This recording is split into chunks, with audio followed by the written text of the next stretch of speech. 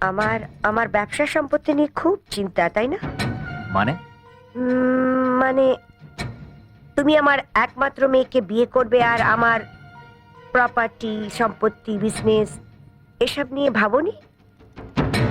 না, ভাবিনি। আপনার যা আছে সেটা আপনার কাছেই থাক। আপনার বিষয় সম্পত্তি আমার দরকার নেই। এই জন্যই বড় লোকদের আমি দু চোখে দেখতে পারি। প্লিজ একটু আসতে বলুন, ওনার হার্টের কন্ডিশন। আরে ঠিক আছে ডক্টর ঘোষ, আমার কোনো অসুবিধা হচ্ছে না। কি বলছিলে? কি আবার বলবো? হতে পারেন আপনি বিরাট বড় লোক, কিন্তু আমাকে ওইভাবে বলাটা আপনার উচিত হয়নি। আমি গরিব, গরিবই থাকতে চাই। অনেক ধনে পোদ্দারি আমার পোষায় না। তুমি নিজেকে গরিব বলছো কেন?